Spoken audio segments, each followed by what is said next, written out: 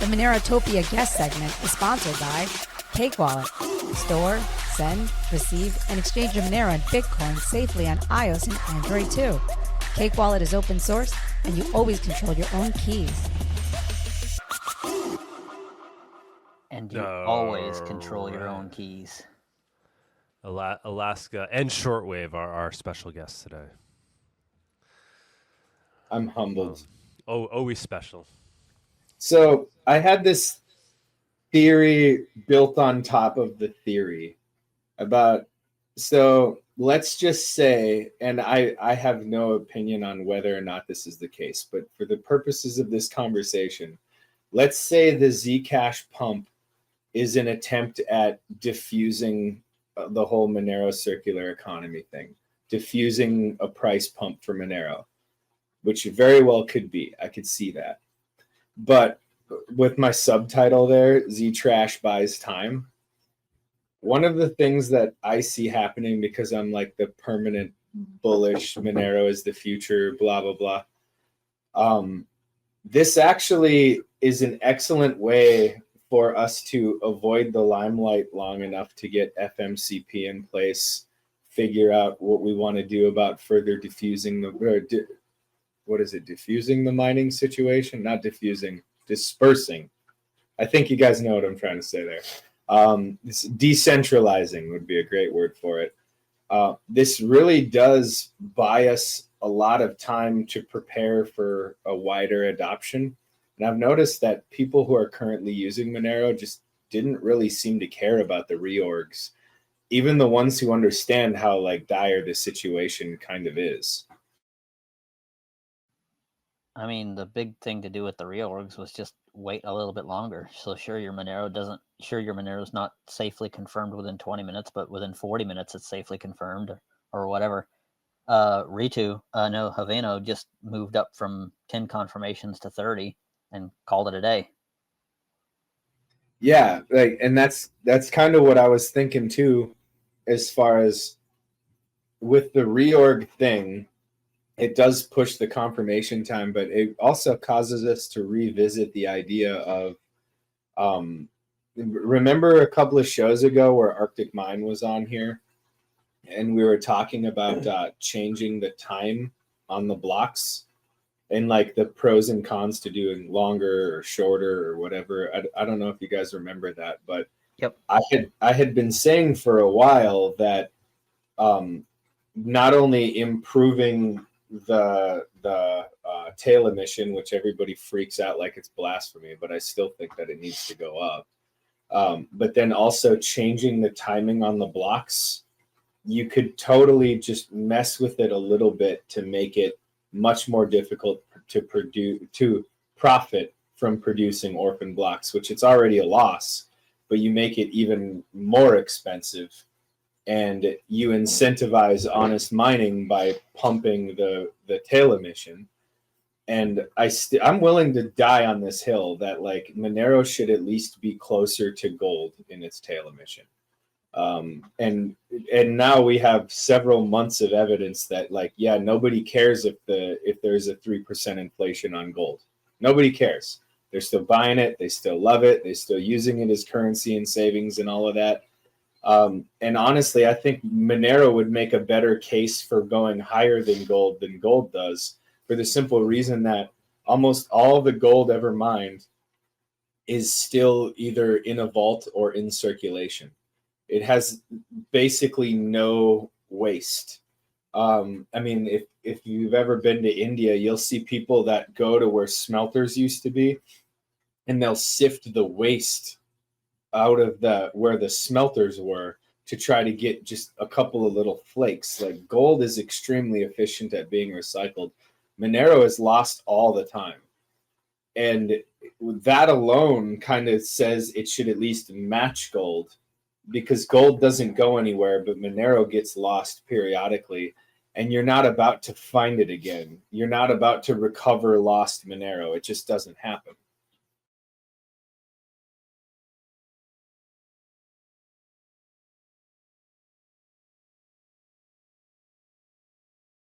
Everybody hates my blasphemous raise the tail emission.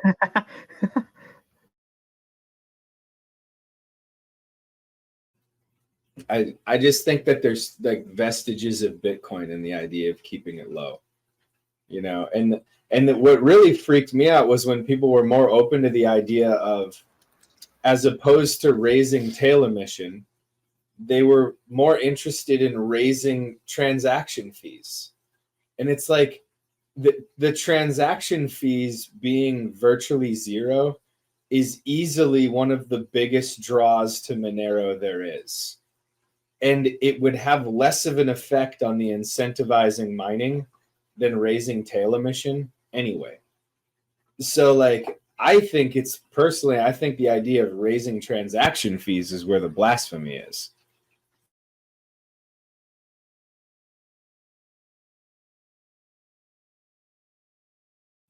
Where did Michael go? I just saw him.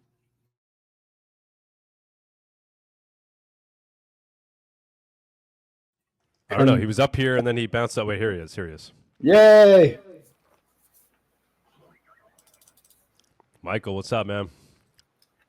Yo, hey, what's up? How's it going? I would imagine you have something to say about the idea of raising Monero's transaction fees. Come on, go at it.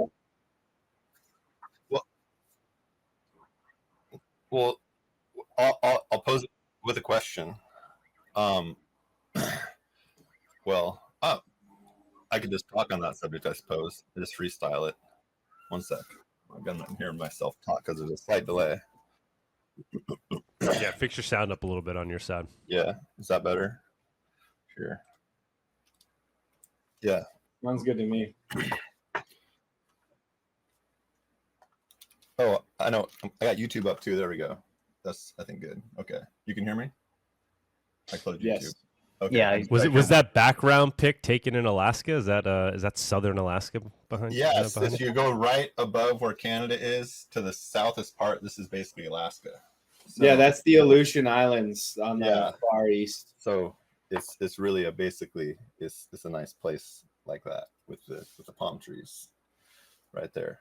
But no, I mean transaction fees. So like cryptocurrencies and whatever. We got the US dollar, which that actually, if you think of cash, that has a zero transaction fee by itself. If you go to a 7-Eleven, spend dollars, that's a zero transaction fee.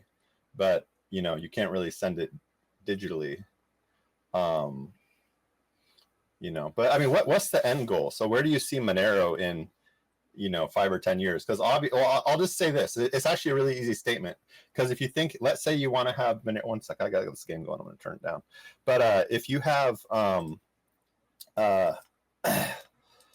in 5 or 10 years, let's say there's 8 billion humans. Let's say you want to get 1 billion humans using Monero and have a circular economy of 1 billion humans. You simply can't do that if you have a high transaction fee. Like, it's just literally not going to happen. If you have a transaction fee that's even as high as Ethereum right now, which has gone down quite a bit. I bought my first Ethereum domain recently. I bought 10 years of domain michael10.eth for like $50 with like a $2 or $3 transaction fee. So, but yeah, I mean, if you have a transaction fee of 5 or 10 cents, whatever the crypto economics of that would be, or whatever the underlying, mining systems where people want to say, oh yeah, let's milk all we can out of the transaction fees and get a transaction fee of 5 or 10 cents. That's super reasonable. It's not going to work in a circular economy of 1 billion people. I mean, I see that as a fact. I mean, is anybody advocating for a higher transaction fee for Monero for some reason? Yeah, there's people saying that the security budget needs to be raised to incentivize mining. Yeah. And I don't want there to be no transaction fees, because the idea is you want to create just enough friction to prevent the blockchain from getting unnecessarily bloated. No, But it should be the absolute smallest number you can possibly get. And the idea of like, I mean, why even switch from Visa once you get to like 1%? Okay. So their security strategy then is to take a gun metaphorically and shoot themselves in the foot. That doesn't seem like a very good security strategy. But exactly. Like, I just don't see it. You would have to raise it so high that you would be making it not digital cash. And like you said, with cash, there's zero transaction fees. If you're trying to be like Cash, aren't you trying to get as close to zero as possible? Yeah, and what that so they think you can raise the transaction fee and make it more secure because you just throw money at security and all of a sudden that's going to solve the problem. Just like more taxes solves all the social problems. You know, yeah, if we just judo, got taxed harder, we'd be in a utopia. I don't know. The philosophy of judo is two-part. One, and I think Monero community should adopt the philosophy of judo. I'll tell you what it is. And you go look up, it'll be this. One is Seriaki Zenyo, which is Japanese. It means, well, I'll tell you the other one first, which is benefit self and others. So it's two-part philosophy: benefit self and others. So it's like the golden rule: do unto others what you want others to do unto you. Seems reasonable. The other one, Seriaki Zenyo, maximum efficiency, minimal effort. So whether in judo or Monero security, I mean, I think those, well, the circular economies, I think, can be the benefit self and others.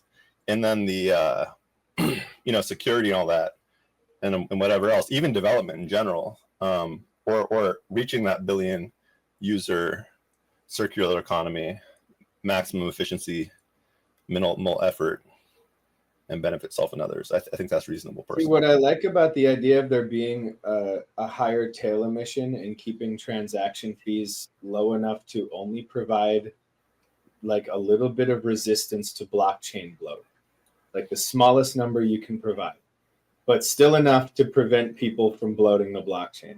The reason why I love tail emissions so much is because no matter what amount you pick, until you hit a certain ceiling or a certain floor, whatever amount you pick is going to end up creating an equilibrium for supply. Yeah. So go ahead. And use the term tail emissions. I mean, I understand what that is, but I think a lot of people who are into crypto don't understand what that is, because it's basically you're paying the miners, right? Correct me if I'm wrong, but yeah. Tail emission is a fixed supply chain growth over time. Every time a block is found, miners get, whoever finds that block gets the tail emission. I mean, am I wrong? 0.6 every 2 minutes right now. 0.6 Monero every 2 minutes. 0.6 Monero. In it. How many Monero? Okay, point. Look, it's already lower than, I mean, it's always actually been lower than 1% per year. So is the tension there then, as far as either funding security or development or whatever else, the tension between should we raise the transaction fee or should we raise the tail emission? Because the tail emission is sort of like, increasing the money supply, basically, right? Like, as far as I understand, I'm the only person that thinks we should raise tail emission that I know of. I mean, is it a common consensus that there needs to be more funding for either security or development, or is that pretty much okay? The thing is you already mine Monero at a loss. Basically, everybody who's not botnetting somebody else's computer. But the thing is the person mining the Monero is mining it on their behalf at a loss. So it's still at a loss. So basically, raising the tail emission could, in theory, make Monero mining more profitable. But now would the bot networks just increase and it would become unprofitable again if you think about the crypto economics of it? Probably not. But it kind of doesn't matter, because the thing is if you want to improve the hash rate of Monero, if you want to make it more expensive for somebody who wants to centralize the network, you can either raise the hash rate or you can make it more expensive to mine, like energy wise. The problem with doing it energy wise is, number one, you're further removing it from the reach of people who want to participate. And then number two, if somebody has deep pockets, they can just pay that cost and get the higher hash rate. The ideal situation is to raise the hash rate in a distributed way. It's the most ideal way. And the thing is, what I've been trying to point out is Monero has a lower tail emission than the annual inflation of the gold supply. And it's actually a lot lower.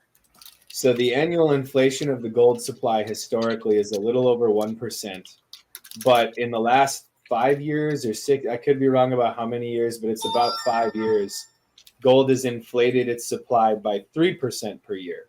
And Monero is at like 80, or it's at like 0.8% per year. And it was a totally arbitrary number that was selected for how big the tail emission was going to be. And what they said during those time, I even looked at all of the notes from the meetings and stuff. They said they wanted it to be slightly lower than gold. Well, now it's a lot lower than gold. And the other thing is it's going to keep getting lower than gold faster because it's a fixed supply increase of 0.3 per minute. So over time, it's going to be an ever decreasing percentage of the supply.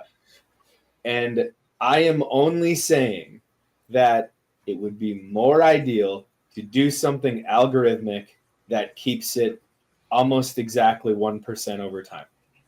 Have you posted that? Is it the ccs.getmonero.org where, like, if this was going to happen, it would have to be proposed and approved? Is that the mechanism? Ain't nobody looking to increase the tail emission around here, man. Yeah, I'm like totally alone on No, this. thank you.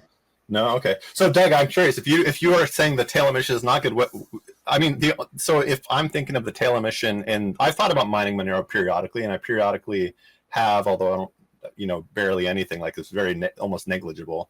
I mean, so it makes sense to me that mining should be at least minimally profitable.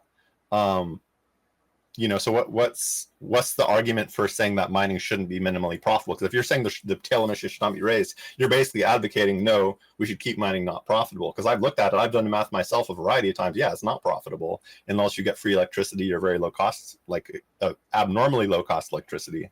So and then it's just not or if the price of Monero goes up, right? So I think if you add to the tail emission, the price of Monero will go down.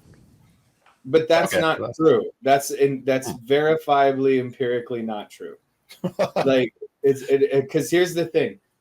I got to step away for a second, but I'm listening to you. Go ahead. Yeah, price is far more affected by money velocity than supply in fiat.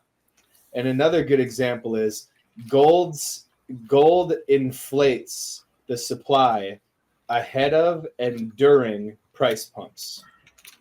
So, and the other thing is the fastest way to kill a currency is to kill its liquidity. And Monero has probably the worst liquidity problem in all of crypto. My point is, if you had an easier way to access the Monero supply, and if you had a higher hash rate, and by the way, I forgot his name now, but you remember that guy from Portugal and Germany that used to come on all the time? Man, I miss him. He was awesome. But he had a theory that has actually held up, and it has stood the test of time. Improvements in hash rate improve the price. So the more hash rate Monero has, the higher the price seems to be. And a lot of people say, oh, the hash rate goes up because the price pumps. Then why does it always lead? Like, hash rate tends to lead, as in the increase in hash rate starts, then the price goes up, and then the hash rate continues to grow. And the other thing is, if you flood the economy with dollars, which we've seen many times in the last whatever, you usually don't even see the inflation and the cost of goods for like many, many years. But the thing is gold's inflation rate is higher than it's ever been. And the price is not only pumping against the dollar, but gold's price is pumping against real stuff right now. And it's got an inflation of over 3%. And so my point is, on top of the fact that Monero is lost over time, and I basically guarantee you more than 0.3 Monero a minute is lost. Like, so the supply is currently going down, and it is affecting the liquidity. And the reason why people don't ape into Monero is because they can't get it.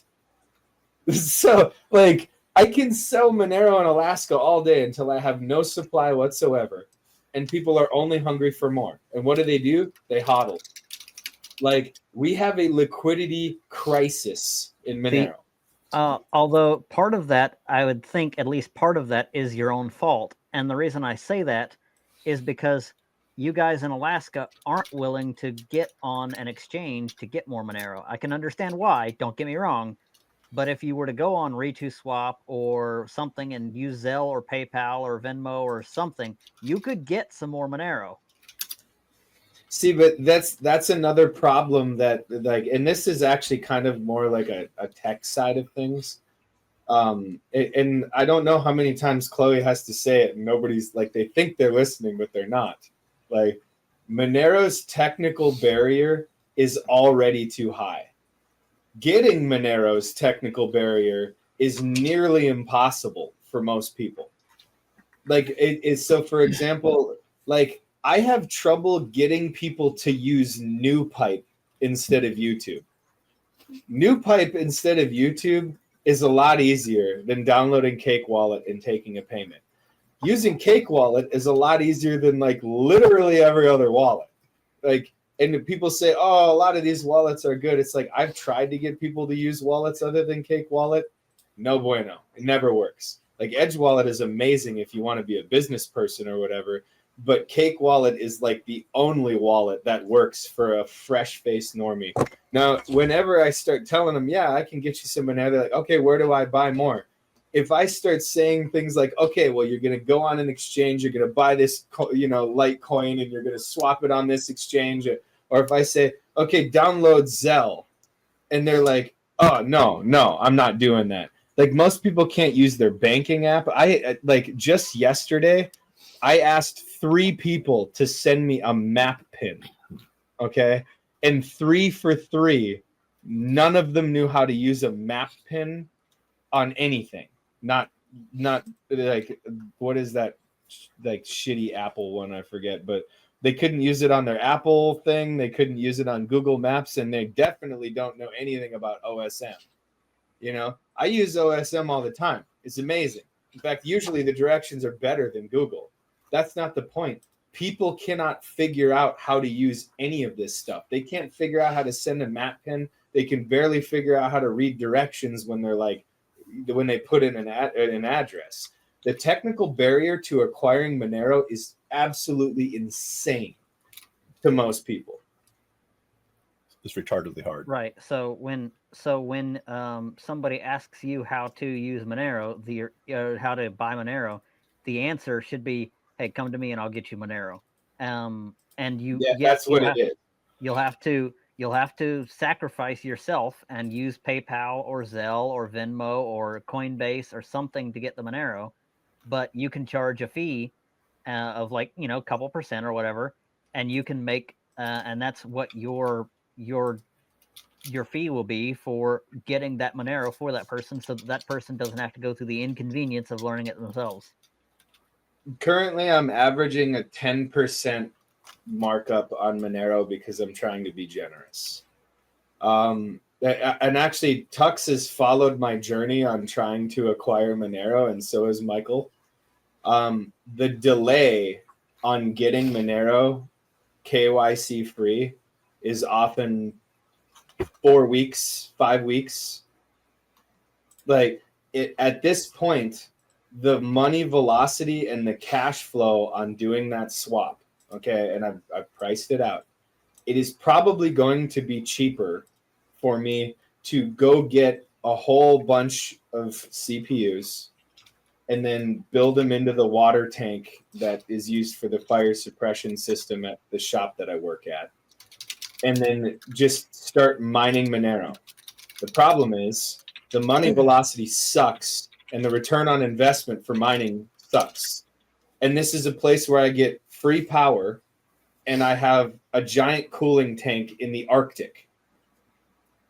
So think about that. If I get free power and I have a giant tank of water, it's 80,000 gallons that I can circulate that in the Arctic. All right.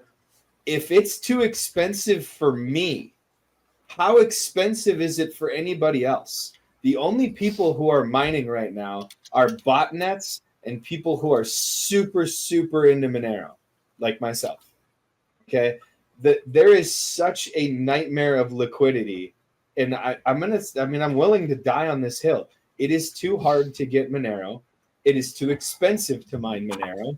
And it is too hard to get into these on and off ramps, which Doug has been saying forever. But I'm saying the two are causally related right now.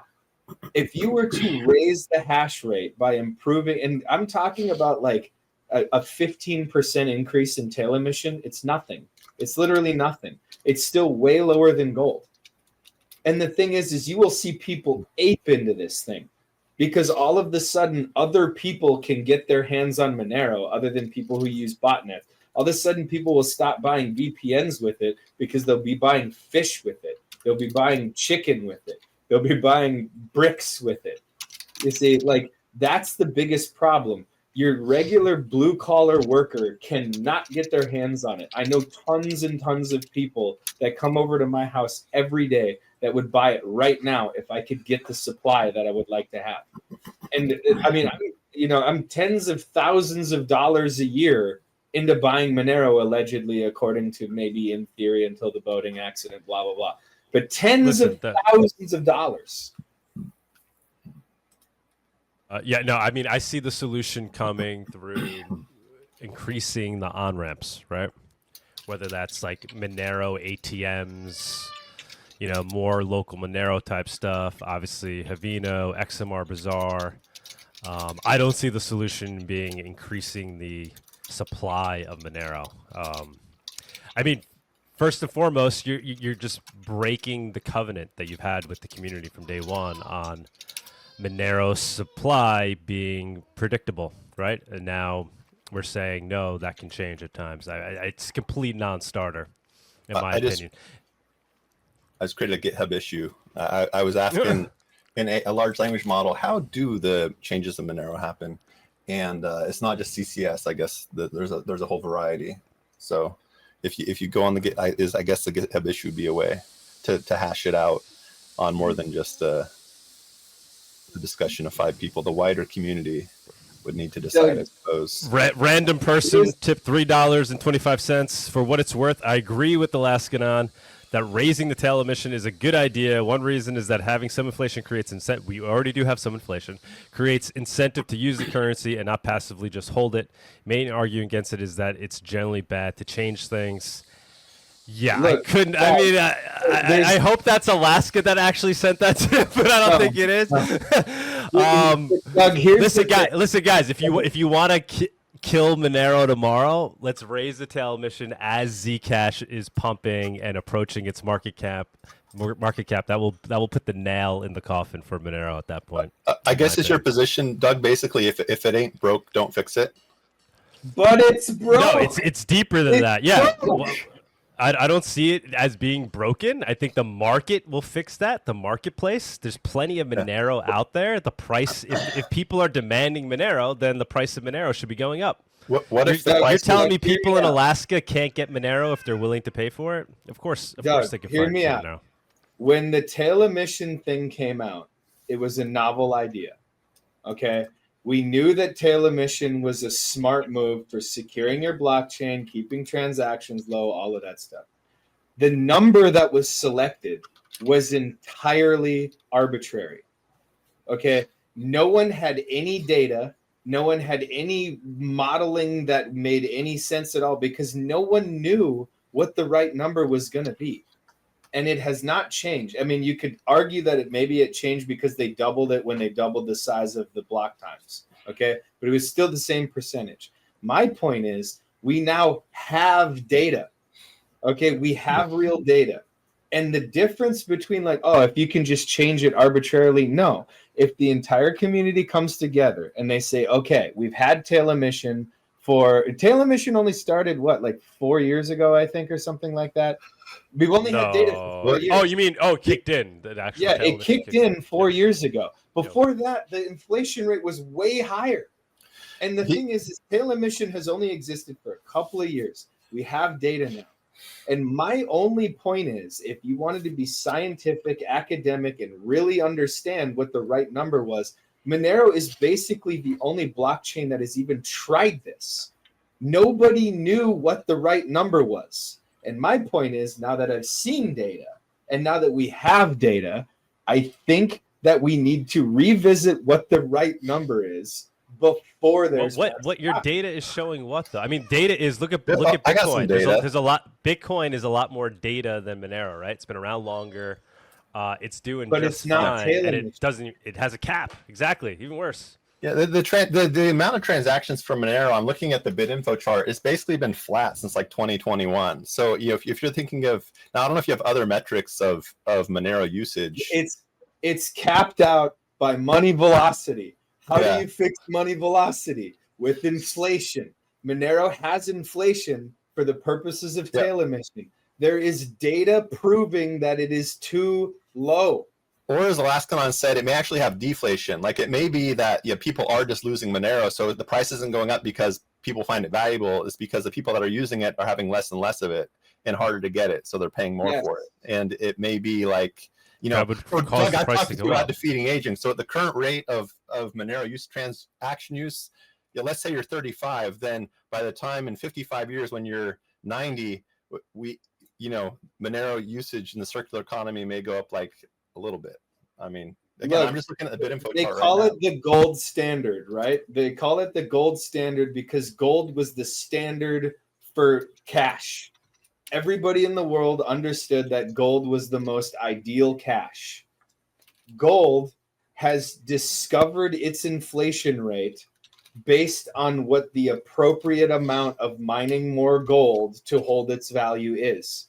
We have 6,000 years of data on what the market's most ideal inflation rate is. And it is higher than Monero. Gold has never stopped being mined at more than 1% a year in 6,000 years. And right now, yeah, but gold is a physical asset that's not infinitely divisible.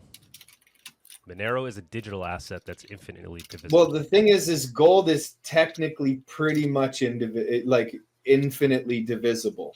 And what I mean by that is it's not. No, nobody's walking around with the atoms of gold in their pocket. I mean, that's true in the physical sense. But the thing is over and over again throughout history, people will either use admixtures, so they'll mix gold with another metal to cut it down.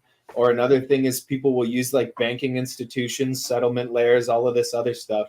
But the thing is that doesn't hold up against the core of my argument, which is all markets in world history, when you're looking at gold, have demanded an inflation rate higher than 1% for 6,000 years. And then whenever there's a need for more inflation, they just mine more gold. And then it never dips down to zero. It has never dipped down to zero in thousands of years. It has always been at least 1%. Monero's tail emission started below 1%, and it's having a liquidity problem. What would you do if gold was having a liquidity problem? You would go and mine more. The problem with Monero is you can't just go mine more. You see? So, right, but with Monero, it's infinitely divisible. So if the market demands more, there's more of it to then go around in terms of as the price goes up, people are going to be willing to part with some portion of their Monero.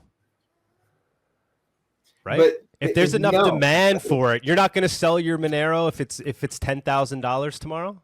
You'd be unwilling. But here's the thing: if you have demand going up and you have supply going down, you're right that it will pump the price and maybe someone will eventually sell. The problem is, unlike the free market where competition can come in, if the demand is exclusively for Monero, what's going to happen is eventually there's going to be a liquidity crisis and the price is going to tank, because that's what always happens when there's a shortage of anything. People move to something else. So I'll give you an example. Germanium would make a way better microchip. I'm just not seeing the shortage that you're talking about. There's plenty of Monero out there, and it's infinitely divisible, right? I mean, we can how much to buy Monero from you right now? What do you want to get? What do you mean? I mean, I would have this conversation offline. As much as you have. I'll buy as much as you have. For any price that I name? I mean, that makes no sense. Exactly. Yeah, sure. What's your price? I'll give you a one Monero for $600 right now. Okay, so if I send you $600 right now, how would you like to receive it? And look, we'll keep it on the hush hush, but just. So you're saying that's that you're willing to part with $600 of fiat for one Monero right now? Yes. and you're saying you can't, that demand can't be met. I will meet that demand. Obviously, I'll be your Monero guy. I'll send you all of the Monero you need. Perfect. Okay. How long before you dry up? No, seriously, think about it. How long before your supply dries up? Not as a business, of course, but I do need cash. So No, this yeah, is it would make this sense is for me. charity, bro. Like Yeah, it's. I mean, need to diversify too. I mean, if you don't believe me, ask the people who've come up here and watched the circular economy. I can command basically any price I want for the businesses accepting Monero right now. And the minute they have it, they will never sell. that sounds like an amazing problem to have. I'm not saying like so you're. Bro, come up here. I'm willing to do this experiment if you want. If you want to start buying Monero from me at double the market price, it doesn't seem like a fair deal. But, as a friend, I don't want to do this to you. But if you're saying that I'll you show truly you what would I'm pay those talking. numbers, I'm dead serious. yes, I I'll will be your first customer. I can't do the math, but there are 1 trillion Piconero in one Monero, and there are 18,600,000 and something Monero Exactly. in existence. So how Exactly. many Piconero is that? Like, I can't do that math. Right. Okay, but let's check Exactly. something the other way. I'm gonna try it right now. Hold on. And by the way, I don't Doug, know, man. is there a stats page in XMR Bazaar as far as how many like buys and sells are happening per day? It's on the very top bar. It says there's yeah, how many for sure. users and how many orders and everything else. Okay, nice. But there's no graph. Like I like graphs. No, we could. Well, no, we could add a stats page at some point. We don't have it yet, though. Yeah, I think Would that be nice. yeah. Because like, why is the price of Monero going up? Like, are more people using it? I mean, supply demand. Yeah, supply demand. Right. Right, but people could just buy it and hodl it, and that is demand. And then Mm-hmm. like that could be why it's going up. Like people are just anticipating they'll want to use it later, or just is it because it's price speculation? Like, I I think that's a notable question. Hey, shortwave, signal me your Nobody knows. Monero receive address. Sure, give me a second. Because I want to see what the transaction fee is going to be if I just start spamming Piconeros right now. And like, if I just want to go online and buy Monero right now, is the best way to do it like Haveno or RedoSwap or Basic Swap or BIS? Like, are those basically the best options if I just want to, like, if I'm just some anonymous person online, I'm like, I want to get Monero. RedoSwap is probably the best way right now if you want to do it in a proper way. Yeah, Obviously, if you want like a super user-friendly way, you're not trying to be like Anon, then, make a Kraken account and start buying Monero with your bank account. Yeah. Can you send it off Kraken, though? Do they allow... Yeah, 100%. Okay. I mean, unless I haven't heard that change, that would be crazy. But that's KYC, I think. So the way I buy Monero every single month is I go on Coinbase, and I transfer my money to Coinbase, and I buy USDC, and then I take USDC and I send it to Solana or Polygon, and then I go to Trocador.app, and I take that USDC and swap it with like fixed float or whatever they recommend at the time for Monero. Works every time. Right. And have you noticed how the premium on Monero keeps going higher and higher on these exchanges? That's notable. We didn't hear you, shortwave. Say again. Oh, I haven't. I actually don't pay that much attention, honestly. I just buy it. I don't care what I have to pay for it. I just buy it. Well, one of you guys signal me a Monero address so I can demonstrate something real quick. I'm working on it. Go ahead. Racing Peter here. saying why you guys don't buy XMR in exchanges. Personally, I don't. For a couple, I earn Monero right through the businesses and stuff, which is an ideal way. In my opinion, that's the most ideal way to obtain Monero, right? Other than mining it, is earning it, doing stuff for it. You're getting paid in it. You're contributing to the circular economy. But the other reason I don't is because I can't. I'm a New Yorker. There's no centralized exchange that I could buy Monero on. If there was, I would have, of course, be throwing my fiat into Monero every now and then. But I can't. Obviously, I could jump through hoops. I could buy some Litecoin on Coinbase and send it through an instant exchange. But yeah, and so why people don't buy it on exchanges? One, it's not on a lot of exchanges, and two, it's not the ideal way to obtain it. Obviously, the more ideal way is if you could do it without KYC and you can anonymously purchase your Monero The funny on thing is, XMR Bazaar, on RitoSwap. There are a lot of ways to do it. Yeah. Or leave your computer on overnight and make a profit. the interesting thing is that on XMR Bazaar, I don't get as many orders as you'd think I would. So I sell, things like tampons and toothbrushes and things that people would need to live a daily life on Monero, and I don't get as many orders as you'd think you would. So that's somewhat surprising to me. So I would sell more things on XMR Bazaar and get more Monero that way if people would actually buy it. Yeah, I mean that's it's people have to be willing to part with their Monero, right? That's really what it comes down to there. And also too, we have to improve the usability to the point where it's just as easy to grab your toilet paper on XMR Bazaar as it is on Amazon, right? It never will be as easy, but No, listen, I'd be willing to start buying toilet paper at some point when right out of a need. Okay, so the first one I sent to 10. So I sent 0.000001 XMR. The fee was 0.00003 XMR, meaning that the fee was much higher, a lot higher than the transaction. that was with Second 3 one I zeros sent. in front of the 3.0. It Yeah. should tell you what the fee is in your Oh, yeah, side. I'll look. It's not there yet. Yeah. Yeah. But then the next one I sent was larger. I sent 4 zeros and a 1 to shortwave. And the fee was 4 zeros and a 3 to shortwave. Are you guys not understanding this? This does not price of Monero has to go up. If you Right. start labeling things in terms of No, peak and arrow, what I'm maybe that pointing helps. out here though is if the price of Monero goes up even 10x, then your transaction fee is also going up by 10x. You're going to hit a wall. And it's my opinion that we're already seeing the limits of a liquidity problem in Monero. First, you see it in the circulation. Then you see it in the supply itself, because eventually it's going to be more and more quarantined. And anybody who's hodling Monero stands to gain even more by continuing to hodl. The amount of liquidity is just going to keep drying up and drying up and drying up until all of a sudden people don't want to use it anymore because they can't get any, and then the price tanks. And look, this has happened in country after country after country that tried this approach. There's it's happening in China right now, where they've now reached a point where if they don't inflate the supply enough, then people are going to continue hoarding their cash into oblivion. And that's with a crazy high inflation rate. And my other point is, once again, if the purpose of Monero is to be private digital cash, we should be emulating the most effective cash that has ever existed.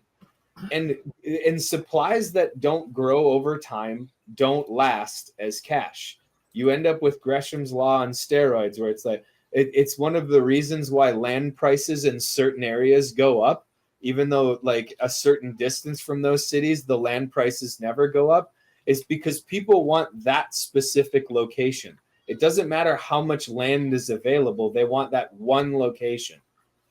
So I've never been convinced that this completely arbitrary number for tail emission, 0.3 per minute, no one had any reason for settling on that other than they wanted it to be less than 1%. That was the only reason that they said 0.3 per minute, which then became 0.6 per 2 minutes. But there was no academic logic behind picking that number at all. And we've only been trying it for a little while. And people are like, oh, it's a non-starter to change it. Change an arbitrary number? Now we have data. You just change it once. How long has it been? 0.6 every 2 minutes? Yeah, 0.6 every 2 minutes. Yeah, how long is it? All of Monero's existence? Yeah, forever and ever and ever. So it's going to go from 8% to 7% to 6% to 5%. Gold stays at 1% per year, no matter how big the supply is, and often goes higher. Even though the supply has been growing and growing and growing, it's been a percentage-based thing. This is a fixed number. which is actually going to make the problem worse every single year forever. I mean, I gotta say to the play devil advocate. I mean, yeah, this is tradition. You don't want to mess with tradition sometimes. Yeah, it's more than tradition. It's the covenant, right? It's the social contract, right? From people started. It'd be like raising Bitcoin's. If I could tried to raise the what's that called again? The block size. You don't want to mess with the block size. You want to have a 1 megabyte block size forever. Well, no, even more than that. It's more extreme than that. Trashed and dunked on what's his name? I forget. The guy who was trying to add tail emission to Bitcoin. Peter Todd. Peter Todd. People were dunking on Peter Todd for that idea since he threw it out there. And Monero people are like, yeah, tail emission's a great idea. I am only saying that the number that was selected completely. No, I get what you're saying. Listen, man, if there's others that like are can be just that with data can say this is like causing a problem in Monero, maybe, but I'm not seeing. I love tail problem. emission. I love what it does for the blockchain. I love everything about it, and I'm not the kind of guy that likes to just change shit, right? Like if there's got to be a reason, but I am thoroughly convinced that people are not actually even trying to look at whether or not this number is the right number. We all agree on tail emission. We all agree on digital cash. We're not looking at the number because it is a vital part of what Monero is the covenant that it's supply the covenant curve. is made up, Doug. It's made up. Every covenant is made up. It's humans agreeing on an abstract concept, but that's what we agreed upon, right? And that the supply emission curve of Monero is this, and it will never change. Yeah. It's no longer Monero if you started changing the emission curve, right? Now it's something else. It's a different project at that point. It kind of reminds me of like it has to be proof of work or bust. I happen to be a proof of work guy, but I think it's different than that. I think this is more fundamental to the promise. Like I wasn't, the promise isn't that it's proof of work. The promise is that it's going to be decentralized, that it's going to be permissionless.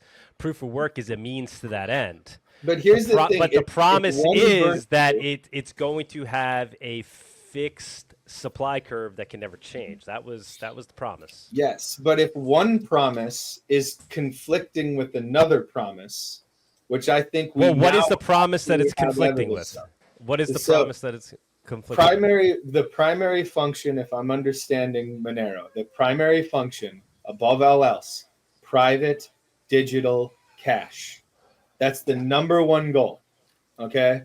Mm-hmm. And if the number one goal is saying we are not competing with the best version of cash that has ever existed, which is gold, and we now have data that we did not have, and this data is showing us that we need to line up more closely with gold. That is all I'm saying. And if people are like, well, you're changing I'm not the supply. seeing that it can't be cash because of its current tail emission. I'm not seeing that as holding it back from being untraceable. Okay, let me give you an example. If the purpose of cash is it's supposed to be it's a measurement of human energy, it's a measurement of the value of all things. It's a price discovery mechanism. I mean, I realize this, the Monero community, this isn't above people's heads because that's part of what most people end up here over. But for the viewing audience, just generally, the idea behind a monetary unit is it is a price discovery mechanism.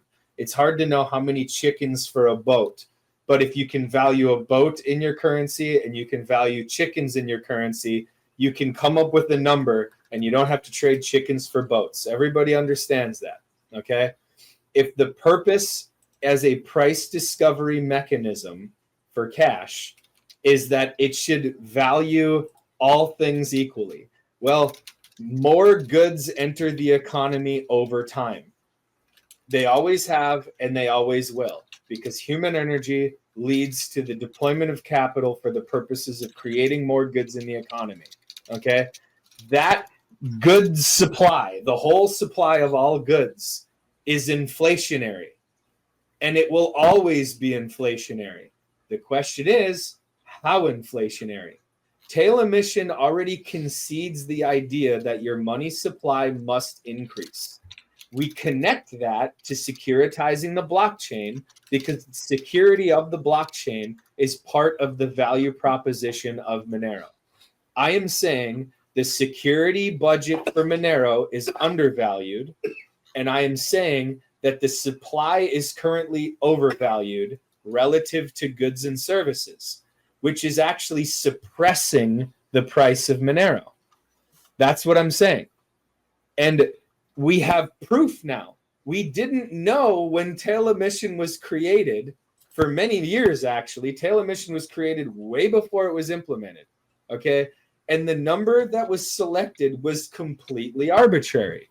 And now I am saying we have data now. Let's revisit the number. And I get what you're saying. I know. I totally get your argument. There's no covenant there. Yeah. There's never been a covenant on we want to fix supply, therefore it's this number. The covenant is we want to fix supply. And now that we have data, let's pick the fixed supply. We tried but we already picked the fix. We already picked the fixed supply. And but then my response is that it hasn't. You're concluding that it's wrong. I believe that price will adjust and the market will adjust, and that the fact that it is theoretically infinitely divisible as a unit of account, that there is enough Monero or Picanero or whatever it is to go around, and that's how this problem gets fixed. Not the only way that it's infinitely divisible, as I just demonstrated, the only way it's infinitely divisible is if the fee stays lower than the transaction. And I just pointed out to the whole audience that it only takes 4 zeros for the fee to be triple the value of the Monero. Triple. So Alaskanon, you're basically, so Doug is basically taking the position, if it ain't broke, don't fix it. You're saying it is broken. Yes. But is the metric that you're saying is broken basically the transaction fee chart? If you're going to point to one thing, say it is broken. Look, if you have a graph and the transaction fee is going up, I meant transaction number. Sorry, I misspoke. But if the transaction fee is asymmetric to the value of the Monero, which it is, okay, we already know that. It's built right into the blockchain. If anything, we should lower the transaction fee even more and raise the inflation rate a lot more.